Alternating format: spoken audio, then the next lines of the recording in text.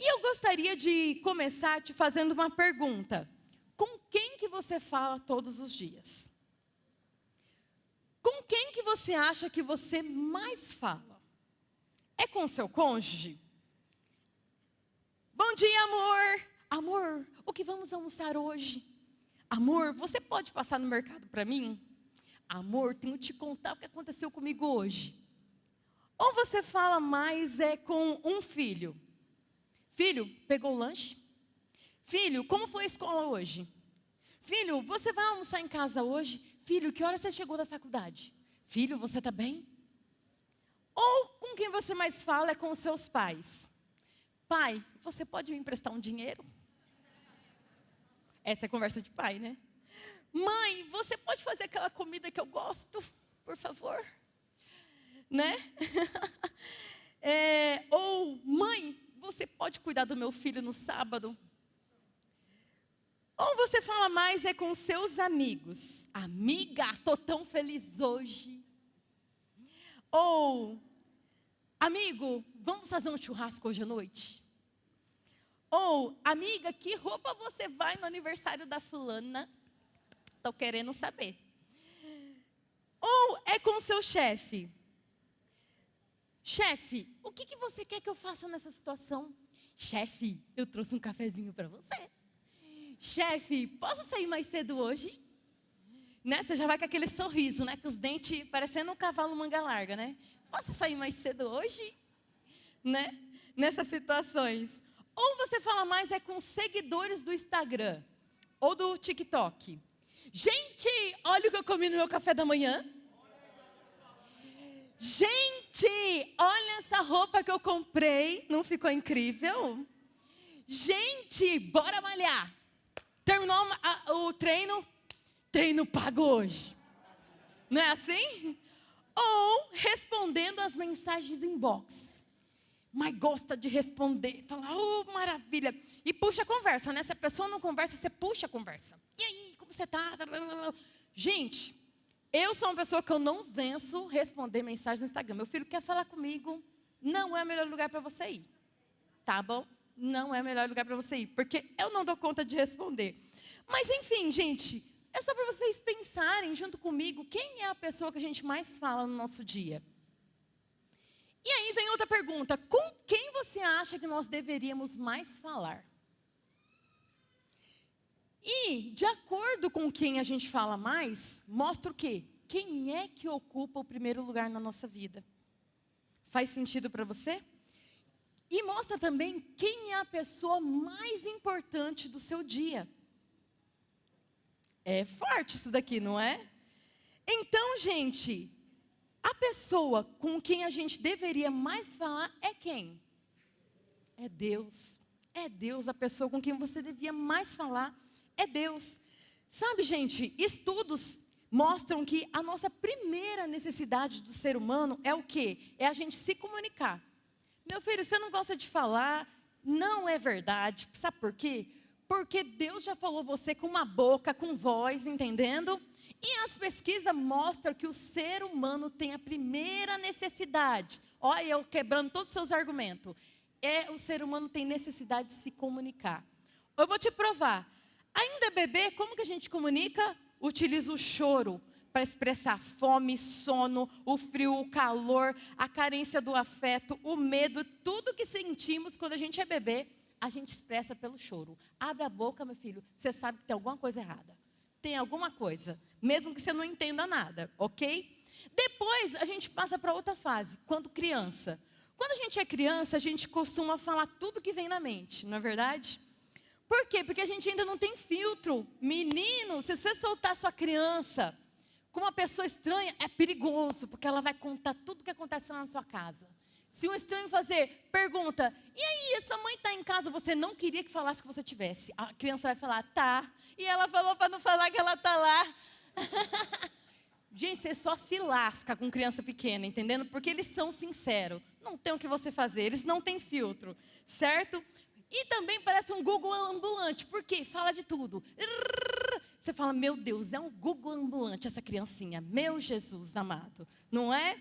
Só que o que acontece com a gente, gente? ao longo dos anos, aí você fica, sei lá, adolescente, jovem, a gente aprende que não devemos expor as nossas vidas para não atrair curioso, entendeu? Porque tem muito curioso, não fala da sua vida não.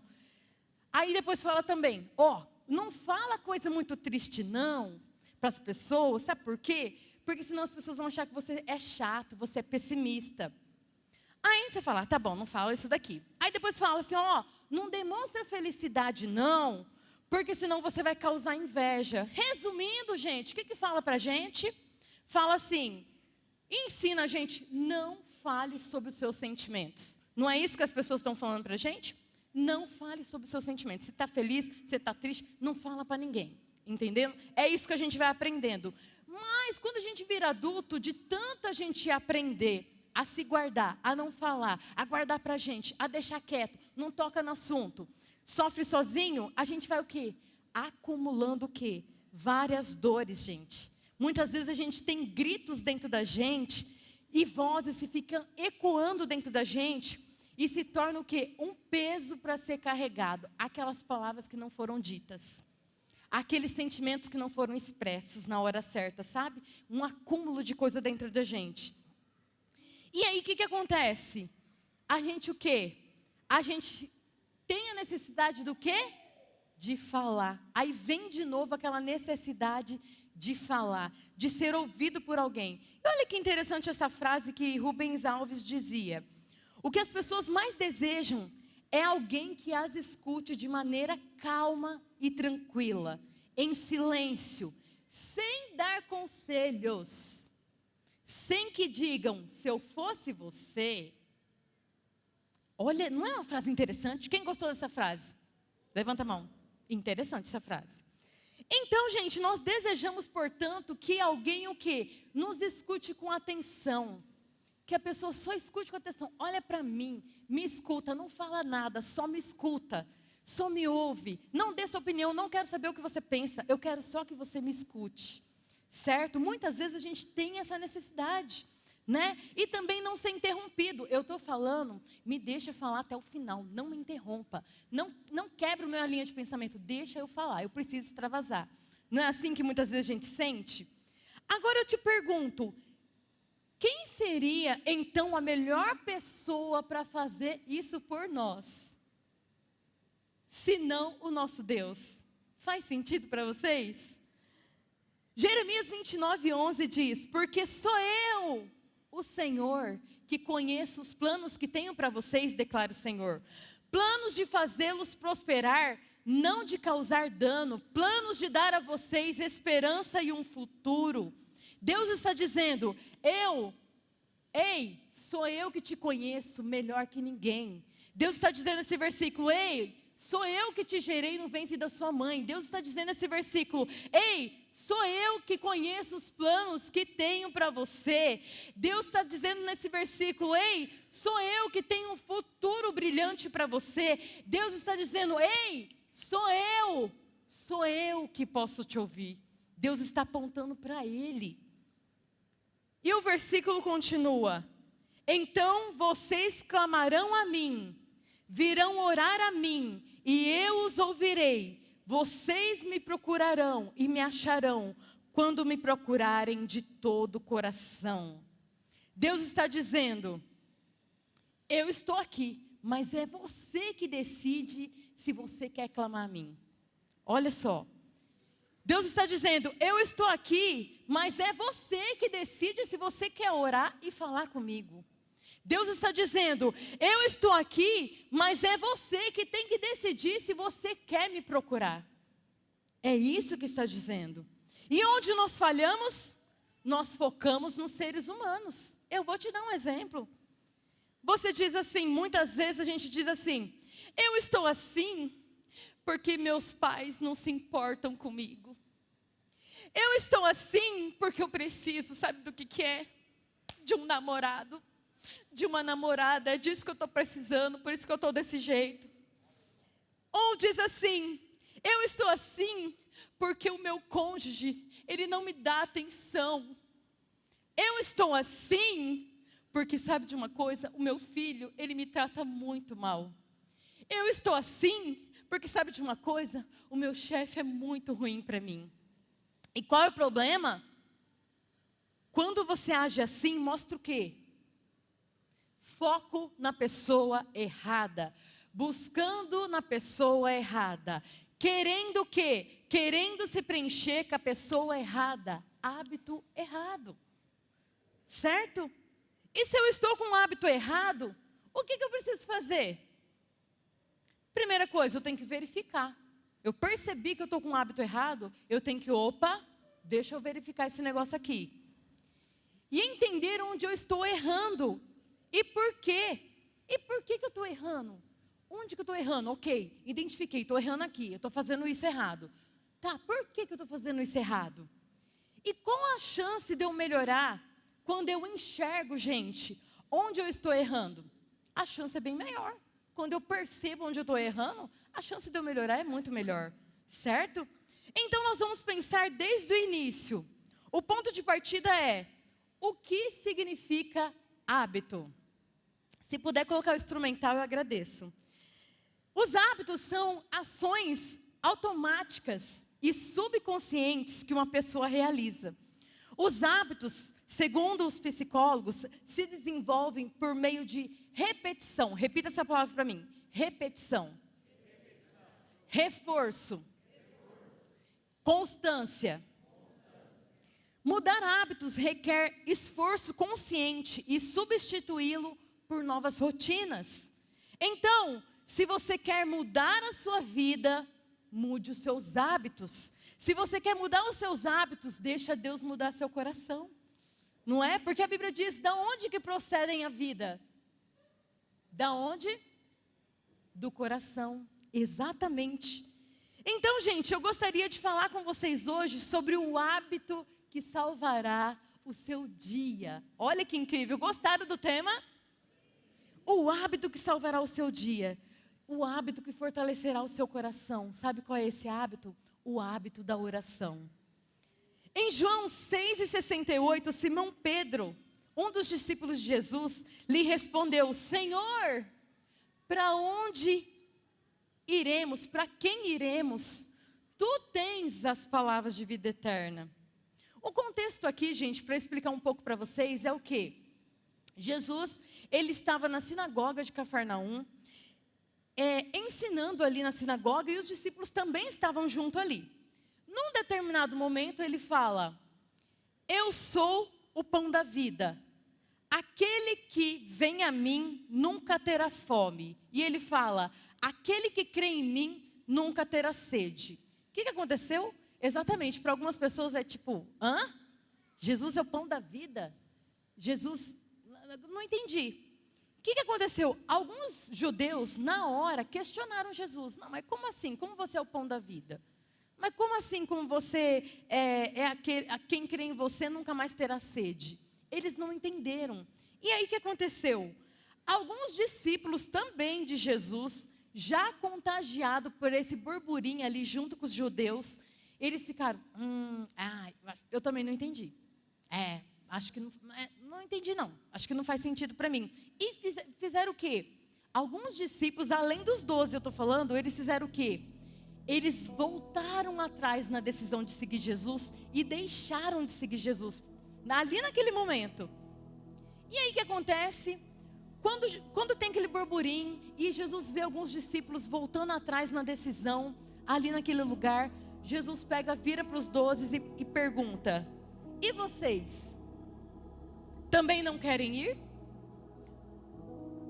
No meio dessa crise, desse contexto que eu estou falando para vocês, é que Simão Pedro faz exatamente essa pergunta para Jesus. No meio dessa crise, ele reconhece: Senhor, para onde iremos nós? Se só tu tens as palavras de vida eterna. Ou seja, Pedro ali reconheceu que ele não tinha. Ele falou: eu não tenho outra fonte de inspiração, Senhor. Eu tenho inspirado só em Ti. Certo? E também Pedro fez o quê? Ele refletiu no que aconteceu na sua vida. Ele fez ali um rápido pensamento: o que aconteceu na minha vida depois que eu conheci esse Jesus? O que aconteceu? E ele teve um relatório positivo. Ele falou: nossa, minha vida não é mais a mesma. eu estou melhor, eu me sinto melhor depois que eu conheci Jesus. E ele faz o quê? Ele decide permanecer em Jesus. Por isso, o primeiro hábito que vai salvar o seu dia é você decidir ficar com Deus. Antes de mais nada, decida ficar com Deus. Mateus 6:33 diz: busquem, pois, em primeiro lugar, o reino de Deus e a sua justiça, e todas essas coisas serão acrescentadas a vocês. Sabe, talvez você pensando na história de Pedro, você fala: ai, então foi nesse dia que ele decidiu ficar com Jesus? Não foi exatamente nesse dia. O primeiro momento que Pedro teve que escolher ficar com Jesus foi quando ele era um pescador. E o irmão dele, André, foi lá falar sobre Jesus para ele. E ele decide ir lá conhecer esse tal Jesus. E ali foi a primeira vez que Pedro teve que tomar a decisão de abandonar a pescaria para seguir Jesus. Foi a primeira decisão dele. Só que teve outros momentos na vida de Pedro também que ele teve que decidir por Jesus. Em outro momento, eu tenho certeza que vocês vão se lembrar, Pedro teve a oportunidade de esticar sua fé e decide ir até Jesus andando sobre as águas. Algo incrível, maravilhoso. Ele teve a oportunidade de experimentar ali com Jesus. E ele decidiu: eu vou ficar com esse Jesus, é bom demais. Eu nunca tive essa experiência, que coisa incrível. Em outro momento que ele também teve com Jesus, muitas vezes ele chegava a ser até impulsivo. Você vai ver muito essa característica de Pedro, impulsividade. Fez, depois pensou. Fez primeiro, depois pensa. Não é assim? Tem gente que é assim. Faz primeiro, depois fala, não devia ter feito. Era o Pedro. E gente, muitas vezes ele era impulsivo para quê? Para mostrar para Jesus e para as outras pessoas que ele tinha decidido por Jesus, que ele estava com Jesus. Como no caso também que vocês vão lembrar, quando ele percebe que queriam prender Jesus, e ele faz o quê? Ele vai para cima, pega uma espada e corta a orelha ali do soldado que queria fazer parte, que estava ali no meio dessa conspiração. Por quê? Porque Pedro era impulsivo, ele não pensava, quando ele viu ele já tinha feito, entendendo? E talvez com todas essas atitudes ele pensasse: é isso aí, eu decidi por Jesus e eu vou fazer o que for preciso para mostrar que eu estou com Jesus. Como seria isso para nós? Como seria isso de decidir estar com Jesus no meu dia? Eu estou falando aqui sobre você separar um tempo no seu dia para estar com Deus. Eu estou falando aqui sobre você se relacionar com Deus através da oração. Eu estou falando aqui para você hoje sobre praticar essa disciplina espiritual chamada oração. E talvez você me pergunte, alguém tenha dúvida, mas o que significa oração? Me explica direito, eu vou te explicar. É um diálogo com Deus. A oração, sabe, ela é tão incrivelmente poderosa que muitas vezes a gente o quê? Esquece do poder da oração. E muitas vezes a gente faz o quê? A gente transforma ela em obrigação em vez de querer. E aí você muitas vezes age como eu, às vezes, eu tenho que orar? Ou eu tenho que orar? Nenhuma dessas atitudes é boa, por quê? Porque a gente está agindo o quê? Como se a oração fosse uma obrigação. Eu tenho que fazer. E não um querer. Eu quero estar com Deus. Eu preciso falar com Deus. Eu preciso de Deus. Certo? Mas quando nós oramos, o que acontece com a gente? A gente não está fazendo isso por Deus. Nós estamos fazendo isso por nós mesmos. Só que o que acontece com nós? Sempre o inimigo vai tentar o quê? Trazer uma mentalidade legalista. O que é uma mentalidade mentalista? É você ter aquela coisa, você vê ela como uma lei. Eu tenho que fazer, pronto, acabou.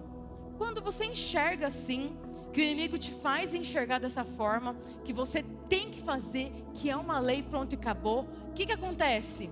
Caso contrário, Deus vai ficar chateado comigo. Se eu não fizer, vai ficar ruim para mim. Deus vai me punir, entendendo? É perigoso. O que Deus vai fazer? Entendeu? Eu vou deixar de perder alguma coisa com Deus, então eu vou ter que fazer na marra mesmo. Mas sabe o que acontece? A natureza humana, nós seres humanos, a gente não gosta de fazer nada obrigado. Presta atenção no seu filho. Quando você obriga ele, você vai agora. O que acontece? A criança se rebela. Você fala para um filho adulto, talvez que mora com você, um adolescente, um jovem: você não vai andar com essa pessoa. Ele fala: o quê? Eu vou andar. Eu vou andar. Aí que você entende por quê? É a natureza humana. Quando é uma lei, é uma obrigação, você quer sempre o quê? Fazer o contrário. Não vou fazer isso que você está me falando. Vou fazer o contrário. Então, gente, o que acontece? Não podemos ter esse sentimento em relação à oração. Por quê? Não é correto você sentir assim. Não é certo você se sentir pressionado para fazer. Uma coisa que nós precisamos entender, se a gente quiser ter uma vida de oração melhor, é o quê?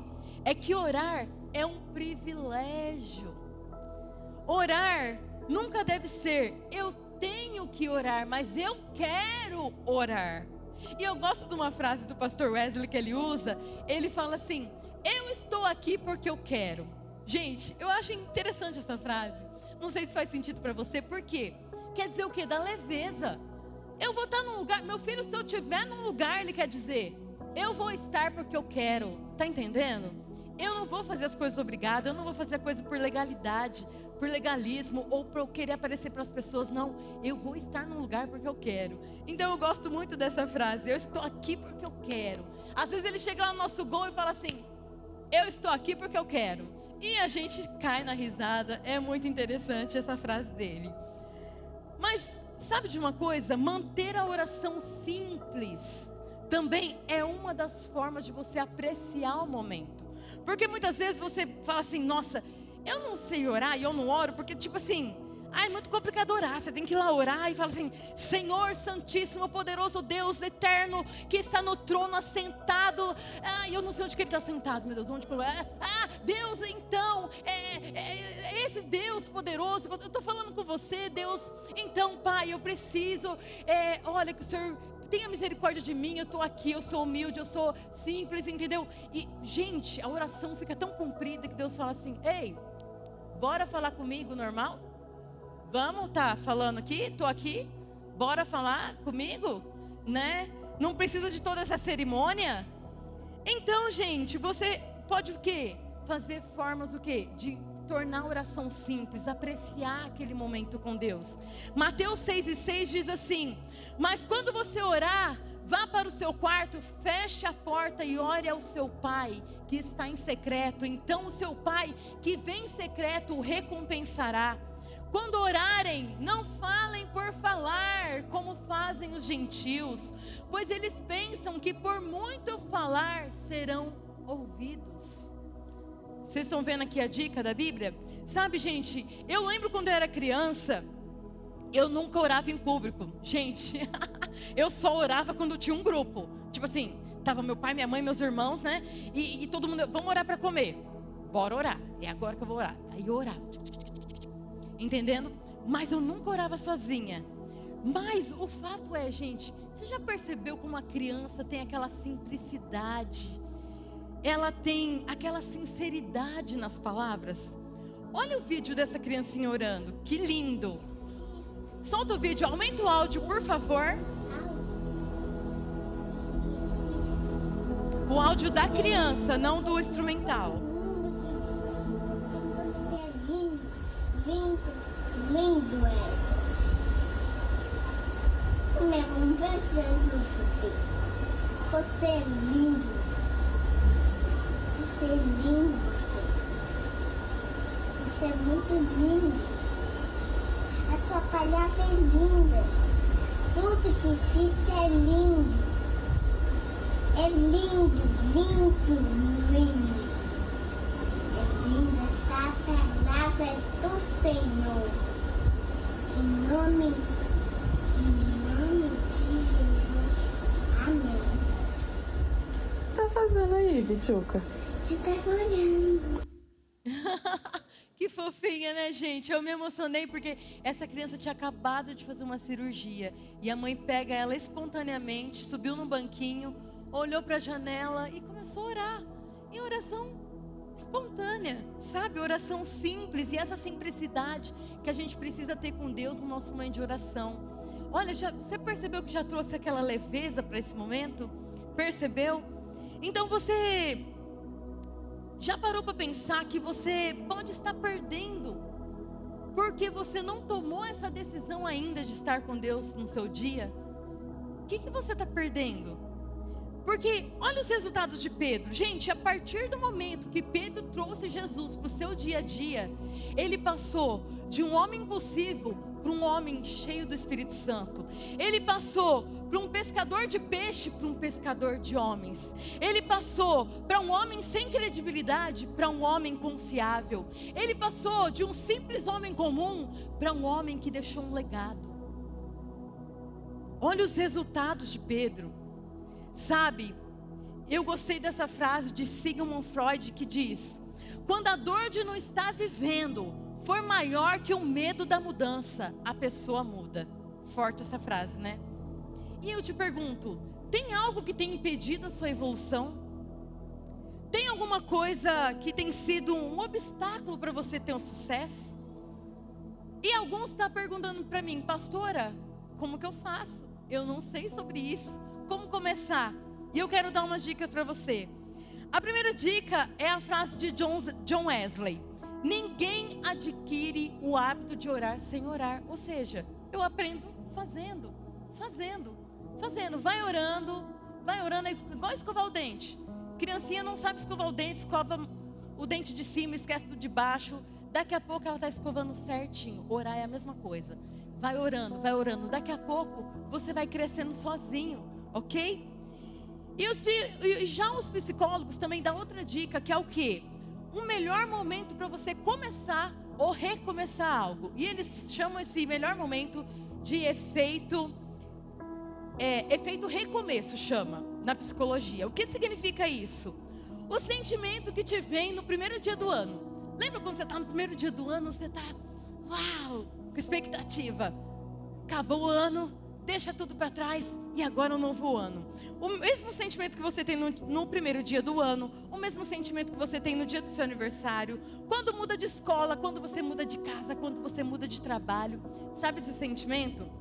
Então, por que a gente tem esse sentimento? Porque, segundo a psicologia, a gente sente um distanciamento em relação aos seus fracassos anteriores e sente pessoas diferentes com motivo para serem otimistas em relação ao futuro. Por isso, a probabilidade de mudar geralmente é nesses períodos. Já percebeu que toda segunda-feira você sente, uau, essa semana vai ser diferente? Por quê? É um recomeço, é o efeito recomeço que eles falam. Então, gente, nós acabamos de começar o ano, tem 12 meses e sabe de uma coisa? Nós estamos só no segundo mês do ano. É um bom momento para você começar ou recomeçar alguma coisa. Faz sentido para vocês? E aí, tendo decidido então, se você já decidiu ficar com Deus, o segundo hábito que salvará o seu dia é: tenha a motivação certa com Deus. Tiago 1:5-8 diz: se algum de vocês tem falta de sabedoria, peça a Deus, que a todos dá generosamente, sem reprovar ninguém, e lhe será concedida. Peça, porém, com fé, sem duvidar, pois aquele que duvida é semelhante à onda do mar, levada e agitada pelo vento. Portanto, não pense tal pessoa que receberá coisa alguma do Senhor, uma vez que tem mente dividida e é instável em tudo o que faz. Sabe, o que eu acho mais grave nesse versículo é o quê? Não receberá coisa alguma do Senhor. Gente, como que é não receber coisa alguma do Senhor? Você já parou para pensar nisso? Como é que é a sua vida sem receber nada de Deus? Nada de Deus, tudo no seu esforço, na força do seu braço. Conseguiu, não conseguiu, não tem favor de Deus para nada. Gente, seria um caos, certo? E aí, gente, talvez venha a resposta do que talvez o porquê que você não recebe algo de Deus. Porque talvez a sua vida, ela está o quê? Desviada. Ela talvez está incerta, ela talvez está instável. Certo? E o que é ter uma mente dividida? Quero que a gente foque nessa palavra, mente dividida, que diz esse versículo. Mente dividida, gente, é assim, ó. Uma hora eu creio, outra hora eu não creio. Uma hora eu faço porque eu quero agradar a Deus, outra hora eu faço por obrigação. Uma hora eu estou cheio de esperança, outra hora eu estou desanimado. Isso é mente dividida. E a outra palavra importante que fala nesse versículo é o quê? Uma pessoa instável. Uma pessoa instável, segundo a psicologia, refere-se a alguém que apresenta mudanças frequentes e imprevisíveis em seu comportamento, emoções e pensamentos. Uma pessoa instável pode apresentar variações extremas de humor, passando rapidamente de um estado de euforia para um estado de tristeza profunda. Tem gente que brinca e fala assim: meu Deus, cuidado com essa pessoa bipolar, fica longe dela. Fica longe dela. Então, a dica para você é: para de ter mente dividida e ser instável, porque senão eles vão achar que você é doido. Entendendo? Vão achar que você é doido. Não é? Tá o tempo todo com mente dividida, tá todo o tempo instável. A pessoa fala: gente, é bipolar? Gente, bipolar é doença, tá? Mas eu sei que a gente brinca muitas vezes que a pessoa é bipolar. Fala: ixi, meu Deus, tá feliz agora já tá triste chorando. Não tô entendendo. Tava bem agora não tá bom mais para ele, né? E gente, eu quero te contar uma história, um episódio que aconteceu com esse discípulo de Jesus chamado Pedro. Quero focar agora numa parte da história de Pedro. Tá lá em Mateus 26, 31. Que diz assim: então Jesus lhes disse: ainda esta noite todos vocês me abandonarão, pois está escrito: ferirei o pastor e as ovelhas do rebanho serão dispersas. Mas depois de ressuscitar, irei adiante de vocês para a Galileia. Pedro respondeu: ainda que todos te abandonem, eu nunca te abandonarei. Jesus respondeu: em verdade lhe digo que ainda esta noite, antes que o galo cante 3 vezes, você me negará. Pedro, porém, declarou: mesmo que seja preciso que eu morra contigo, nunca te negarei. E todos os outros discípulos disseram o mesmo. E continua a história. Então pronto, ali aconteceu. E aí continua na história, o que acontece? Naquele mesmo dia, diz a Bíblia, Jesus sai do Getsêmani, orando, agonizando de dor ali, porque ele estava entendendo que estava chegando o momento dele. E ele é abordado por uma multidão com varas, espadas. E Pedro tenta defender Jesus, aquela confusão no final. Jesus é preso. E aí o que acontece? Depois que Jesus é preso, acontece exatamente o que ele disse. Todos os discípulos o abandonaram e fugiram. Eles fugiram como Jesus tinha predito que ia acontecer. Mas Pedro se achou mais esperto que todos. Ele falou: não, eu sou mais esperto. O que ele fez? Ele ficou seguindo de longe. E ele foi até onde estavam levando Jesus. E levaram Jesus para casa de um sumo sacerdote. E lá, junto com os líderes judeus, eles ficaram ali para o quê? Ainda debater sobre Jesus e questionar e julgar Jesus. E Pedro ficou de longe, né? Só observando, tipo assim: eu vou ficar por aqui, fingindo que eu sou um deles. E aí o que acontece, gente? A história continua. E aí vocês já sabem o que acontece. Pedro está ali no meio da confusão. E diante de todos ele começa a dizer: As pessoas começam a reconhecer ele. Vem a primeira pessoa: parece que você é um discípulo de Jesus. Ele: não, eu não sou eu não. E aí depois, não conheço esse homem. Depois vem mais outra pessoa: não, certamente você é um deles. Você parece com eles, você tem um jeito deles, você fala como eles. Não, eu não. A terceira pessoa, Pedro já fica irado. Ele diz o quê? Não, vocês estão me acusando. E ele tem uma atitude que você fala assim: nossa, gente, que atitude. Verdade, ele não é mesmo, porque olha, ele está irado. Se falar de novo pela 4ª vez que ele era um dos discípulos de Jesus, ele vai bater em alguém. E aí o que acontece? o galo canta e Pedro lembra do que Jesus tinha dito naquele mesmo dia. Sabe, eu me emociono quando eu leio essa história. Sabe por quê? Muitas vezes eu me identifico. Não é o que muitas vezes fazemos também? Nós achamos que somos, muitas vezes a gente se acha melhor que os outros. E a gente, quando menos espera, a gente está negando Jesus com as nossas palavras, com as nossas atitudes. E às vezes é por tão pouco. Às vezes é por uma mentira, às vezes é por uma vingança, às vezes é por orgulho, às vezes é simplesmente porque a gente quer ter a última palavra, às vezes é por falta de amor, às vezes é por egoísmo, às vezes é por algo momentâneo, às vezes é por ciúmes, às vezes é por não entender o que está passando na sua vida. Às vezes a gente parece que brinca daquela brincadeira, afunda ou não afunda. Você já brincou disso? Essa brincadeira aqui. A gente fica esperando. Meu Deus, o que vai acontecer na minha vida? Ai meu Deus, nossa, a pessoa falou de mim. Nossa, ela me atacou pelas costas. Meu Deus, vai me afundar? Ai não, graças a Deus, não me afundou. Ai Deus, obrigado Senhor, não me afundou. Obrigado Senhor, te agradeço. Ai que bom. Ai, e agora gente? Ai eu tenho medo de problema. Qual vai ser o próximo que vai vir? Ai meu Deus, ai meu Deus. Gente, estão tentando me tirar do trabalho, do meu cargo. Gente, será que vai me afundar? Ai não, graças a Deus não me afundou. Ai Deus, que bom, obrigado Senhor, não me afundou. Ai meu Deus do céu, e agora? Qual será outra coisa que vai vir? Meu Deus do céu, me ajuda. Senhor, estão tentando, eu acho que vão me mandar embora. Eu estou com medo, meu Deus, como que vai ser? Será que vai me afundar? Ai, meu Deus, não acredito, o que eu imaginei aconteceu comigo, me mandaram embora. Ai meu Deus, como que eu vou viver com isso? Como eu vou pagar minhas contas? Meu Deus, me ajuda, senão isso vai me afundar. E aí, você não basta, você fica o tempo todo. Qual é o próximo problema? Ai meu Deus, vai ser enfermidade? Meu Deus, o que será? Meu Deus, qual vai ser o próximo problema? Aí vem o próximo problema, aquele pesado que você não está esperando. Uma conta, um boleto, uma coisa assim que você vai ter que gastar muito dinheiro. E você fala, meu Deus, eu não estava esperando. E agora? Meu Deus, agora acabou com o meu mês. Não tenho o que eu fazer, me afundou.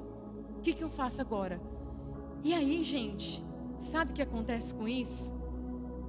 Você está sempre preocupado com o quê? Você está sempre preocupado com o externo. Você está sempre preocupado com o que? Ai, qual é a coisa que vai me afundar? Ai, qual é a coisa que vai me prejudicar? Sabe, a sua vida não pode ser moldada pelas circunstâncias, pelas pessoas, pelo que acontece ou não acontece. Por quê? Isso vai fazer com que você busque a Deus pela motivação errada. Eu vou até Deus porque, Deus, eu estou precisando, porque eu estou afundando, Deus. Porque eu estou com medo de afundar, Deus, me ajuda. Você vai com a motivação errada. E as consequências vai ser o quê? Mente dividida e instabilidade. O que você tem que fazer?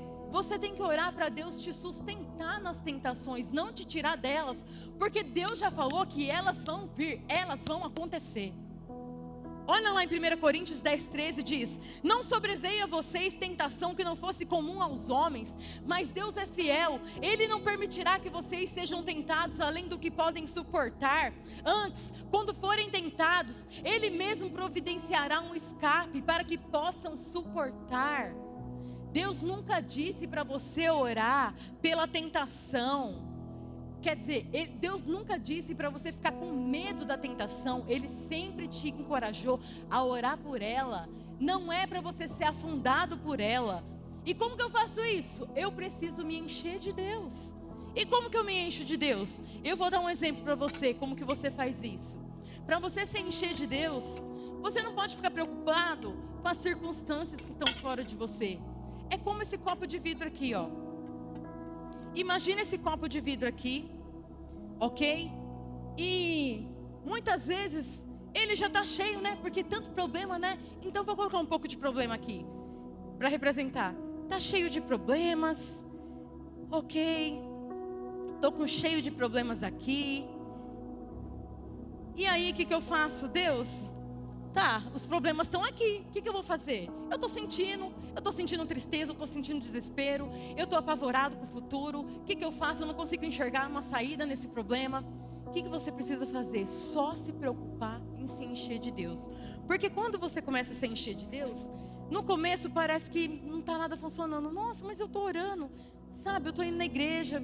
Nossa, será que a igreja está fazendo sentido para mim? Compensa eu ir continuar indo na igreja? Porque eu não estou vendo o resultado. Eu não estou vendo nada. Mas você continua se enchendo de Deus. E cada vez que você se enche de Deus, Ele vai limpando o seu interior. Você só se enche. A sua preocupação é só receber dele. E quando você menos espera, você está ficando limpo novamente. Você está cheio. Você está fortalecido. Por quê? Porque você só se preocupou com o quê? Com o seu interior. Com o seu interior. Você não ficou preocupado com tudo que estava acontecendo, com os problemas. Você levou a sua mente, como a Bíblia diz, leve cativo todo pensamento cativo à obediência de Jesus Cristo. Que você ficou pensando ali, não, eu preciso colocar meu foco em Deus. É Deus que tem a saída, é Deus que tem a solução, certo? E quando você faz isso, você vai começar a buscar a Deus pela motivação certa. Deus, eu estou aqui me enchendo do Senhor, não porque eu quero que o Senhor me ajude nos meus problemas, mas eu estou aqui, Senhor, porque eu preciso me encher de Ti. Limpa minha mente, limpa meus pensamentos, limpa meu coração, alinha com o céu, alinha com a sua vontade, certo? E você buscando a Deus pela motivação certa, o que vai acontecer?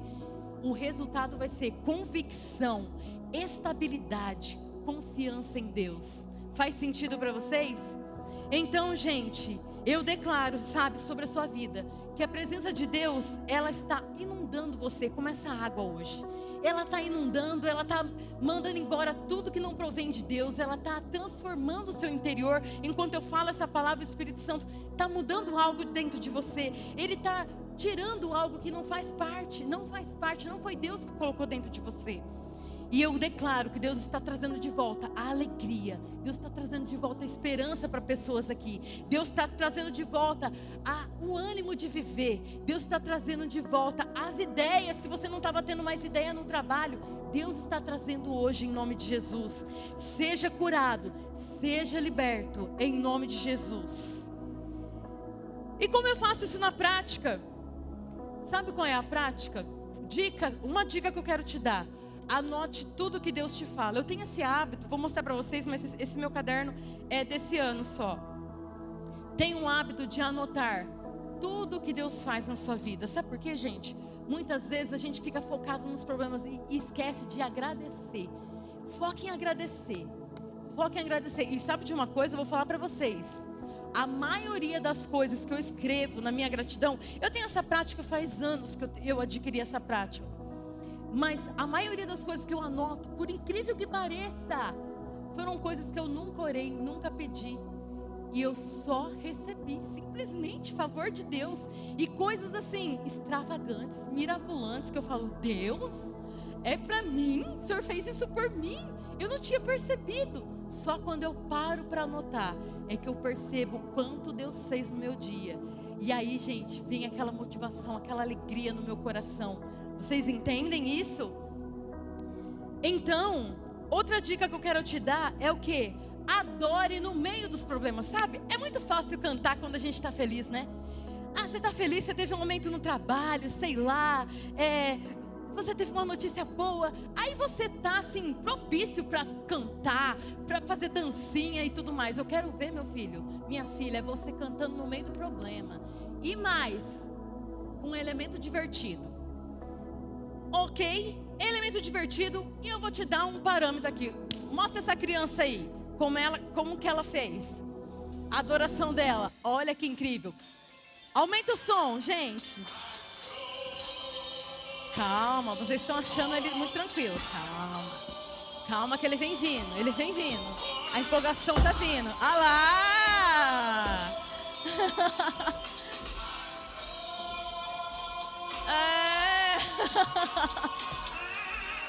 Ó, que fofinho, gente. Sabe, você precisa trazer. Pode deixar até o final. um elemento divertido na sua busca com Deus.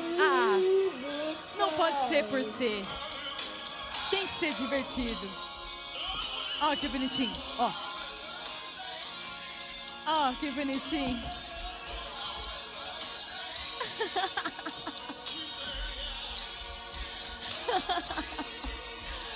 Então, gente, quando a gente tem esse hábito de trazer um elemento divertido na minha busca com Deus, quando eu tô adorando, meu filho, ainda bem que a minha porta tá fechada.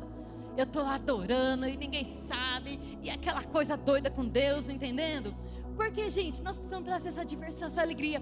Os seus filhos precisam ver você alegre, sabe, no meio do quê? No meio da tribulação, no meio do problema. É no meio da dificuldade que você é um exemplo.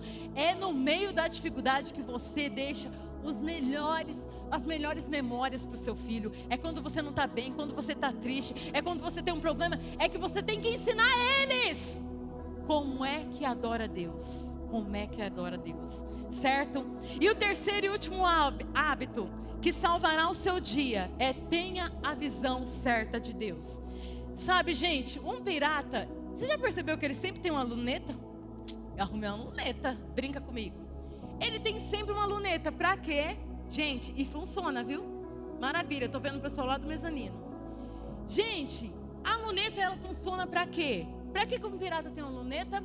Ele quer ver coisas em pequenas distâncias ou grandes distâncias? Grandes distâncias, exatamente. Ele usa a luneta para quê? Para enxergar além, ok? E por que ele não ficava sem uma luneta? Por que um pirata nunca fica sem uma luneta? Por quê? Porque senão ele só tinha a visão do que estava ao redor dele. Ele não tinha uma visão longe, ele não tinha uma visão privilegiada, ele não podia se preparar para um ataque, qualquer coisa que tivesse, certo? Então, ele sempre queria o quê? Ver além, certo? E você tem que... E o que eu quero dizer com isso, gente? Que você tem que parar e tomar cuidado para não se acostumar com Deus. Sabe como que é se acostumar com Deus? O que Deus faz, não é mais extravagante assim. Meu filho, eu conheço Deus há 20 anos, entendendo? Você o quê? Você já não tem expectativa, você já não fica espantado com o que Deus fez. Sabe, você tem que manter esse espírito. Meu Deus, Deus fez isso! Uau! Entendendo? Você tem que acostumar a ficar espantado com o que Deus faz na sua vida. Você tem que começar o quê? Ter expectativa, porque tem gente que fala assim: se Deus fizer, amém. Se Deus não fizer, amém também. O que é isso? Falta de fé, falta de expectativa. Deus vai fazer? Não sei. Mas se eu fosse Deus, eu não fazia para você não. Não fazia não. Sabe por quê? Porque você não espera. Então, para quem não espera, qualquer coisa serve. Estão entendendo? Estão entendendo? Nós precisamos o quê? Manter a nossa expectativa de Deus. Não, meu Deus é grande. E quando Deus fizer, minha filha, meu filho, faz aquela festa. Deus fez. E conta para todo mundo. Deus fez, gente! Sabe por quê? Quando você está triste, você não pega no Instagram. Gente, eu estou triste hoje. Mas você não volta no Instagram para falar quando você está feliz, quando Deus te respondeu, quando Deus fez um milagre na sua vida. Ninguém sabe.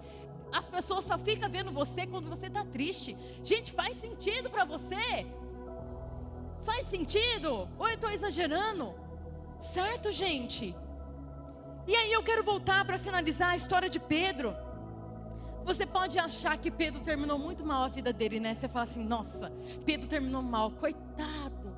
Gente, se ele traísse um discípulo, um amigo dele, já era ruim. Se ele traísse a mulher dele, era ruim também. Mas trair Jesus que ele traiu. Traiu Jesus. A Bíblia diz em Mateus 26, 75. Depois que Pedro nega Jesus 3 vezes, a Bíblia diz: saindo dali chorou amargamente. A Bíblia faz questão dessa palavra. Gente, quem chora amargamente, fala para mim. Quem está com um profundo quê? Arrependimento. Apesar dele ter falhado, ele teve a humildade de voltar o seu coração para Jesus. Ele resgata o amor que ele sentia por Jesus. Ele alinha a visão dele de quem era Jesus. E sabe o que mais? Você vai ver a história dele, que ele passa para um outro nível. O nível o quê? O nível onde ele compartilha o que Jesus tinha feito na vida dele. O nível que ele começa a compartilhar o que Jesus fez na vida dela. E talvez você pergunta, nossa, mas e o erro dele? Nossa, agora manchou a vida dele, né? Nossa, todo mundo vai lembrar que ele era o Pedro que negou Jesus 3 vezes. Como que ele faz com isso no passado dele? Assim, muitas vezes você fica pensando no seu. Nossa, o que eu vou fazer com o meu passado? Ixi, e as coisas que eu errei? E as coisas que eu fiz errado que as pessoas vão lembrar? Não tem como apagar. É por isso que eu sofro tanto, que eu vivo com essa dor. Sabe de uma coisa? Sabe o que Pedro fez? O erro dele era a prova do que Jesus podia fazer com uma pessoa completamente pecadora e improvável. Sua fé em Jesus foi fortalecida. Ele se sentiu muito mais fortalecido. Ele sabia o que era ser perdoado. Ele sabia o que era se sentir muito amado. Ele sabia o que era ter uma nova chance a cada dia. Sabe de uma coisa? Ele sabia.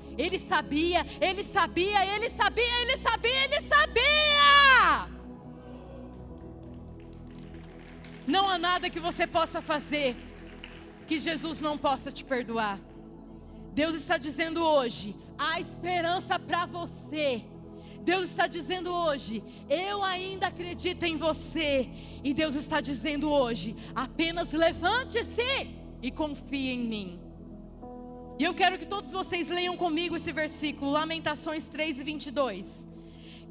Vamos lá todo mundo. Graças ao grande amor do Senhor é que não somos consumidos, pois as suas misericórdias são inesgotáveis, renovam-se cada manhã. Grande é a sua fidelidade. Digo a mim mesmo, a minha porção é o Senhor, portanto nele porei a minha esperança. Bom, o Senhor é bom para com aqueles cuja esperança está nele, para com aqueles que o buscam. Bom é esperar em silêncio pela salvação do Senhor. Então, quando eu me lembro que Deus tem o controle da minha vida, eu fico igual essa criancinha aqui, ó. Solta aí. Entendendo? Eu fico assim. Deus tem o controle da minha vida, meu filho. Pra quê? Eu não estou desesperado, não. Não, em tudo somos o quê? Atribulados, mas não desanimados, meu filho. Perseguidos, mas não abatidos. Tá entendendo? Não vai entender mesmo, porque quando a gente está com Jesus, ninguém entende. Ninguém entende. Não é verdade? E gente, o que eu quero falar com vocês é o final. Terminei a história de Pedro, mas tem uma parte da história de Pedro que eu queria que a gente falasse agora para encerrar. O que mais me chamou a atenção na história de Pedro, sabe o que é, gente? Foi um dia que, muito antes de tudo acontecer, muito antes de Pedro negar Jesus, muito antes dele viver qualquer coisa com Jesus, sabe o que aconteceu? Lá em Mateus 16:15 diz assim, Jesus estava conversando e Jesus diz assim, e vocês, quem dizem que eu sou? Perguntou. Simão Pedro respondeu, tu és o Cristo, o Filho do Deus vivo. Jesus respondeu, bem-aventurado é você, Simão, filho de Jonas, porque isso não foi revelado a você por carne ou sangue, mas por meu Pai que está nos céus. E eu digo que você é Pedro, e sobre essa pedra edificarei a minha igreja, e as portas do Hades não poderão vencê-la. Eu darei a você a chave do reino dos céus. Tudo que você ligar na terra terá sido ligado nos céus, e o que você desligar na terra terá sido desligado nos céus. Ou seja, gente, Jesus, quando conheceu Pedro, quando conheceu aqui, comendo com ele, falou isso para ele. Imagina você receber uma palavra dessa de Jesus. Jesus está falando, você é Pedro, e sobre você eu vou edificar minha igreja. E mais, as portas do inferno não vão prevalecer contra a igreja do Senhor que você vai cuidar.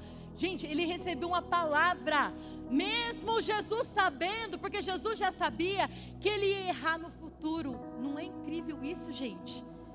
Deus deu uma promessa para ele, Deus viu o futuro e declarou o futuro dele, mesmo sabendo que ele iria errar.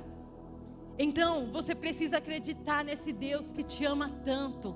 Esse Deus que mesmo sabendo que você iria errar, Ele deu o seu único filho para morrer por nós, para que todo aquele que nele cresce não perecesse, mas tivesse a vida eterna. E aqui está então o segredo para você manter uma visão certa sobre Deus. Crer. Crer. É simples assim. E crer é como se fosse isso daqui. Deixa eu mostrar para você um exemplo melhor.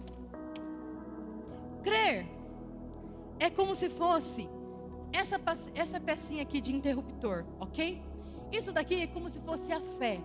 A fé, o crer, é o que liga você, como se fosse um abajur. É o que liga você.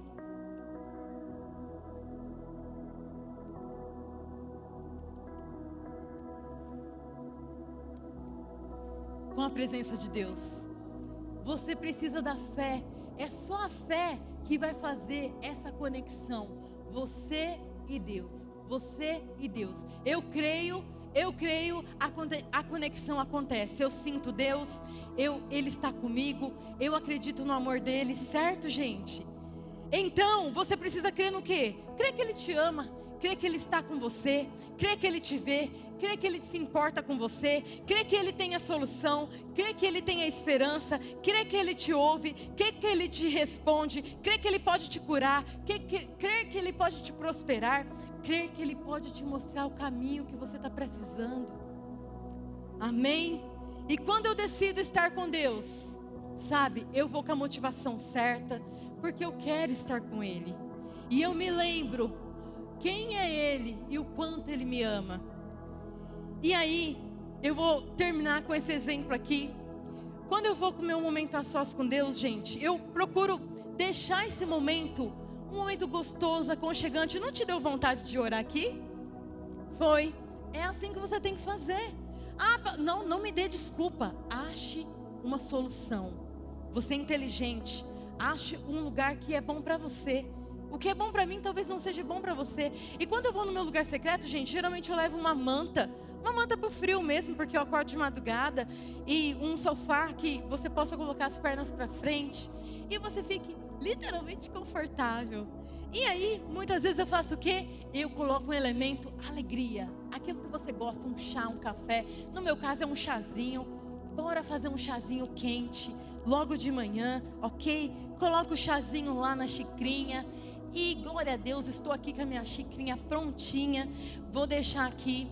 E gente, nesse momento a sós com Deus, eu estou ali já, os elementos estão aqui que eu quero. A minha Bíblia, o meu foninho de ouvido, um livro, super indico, o livro do pastor Claudinei. Eu indico porque é um livro incrível para você ler dia a dia, para você afinar esse relacionamento com Deus. Então o que eu faço no meu momento, gente, é muito espontâneo. Às vezes eu leio livro, tá? Tem leitura no meu momento com Deus. Eu leio livros, então vou lá. Eu leio tanto que dá. Cada um decide o seu tempo. Talvez uma página, talvez um capítulo, depende do tempo que você tem. Eu leio a Bíblia, eu leio versículos todos os dias. Eu pego a minha Bíblia, eu leio. Geralmente eu sigo um programa de leitura. Leio a Bíblia todos os dias. Ah, gente, que incrível, estou ali com Deus. Calma, lendo a minha Bíblia. E também escuto música, coloco meu foninho de ouvido. E muitas vezes eu estou ali e começo a cantar sozinha.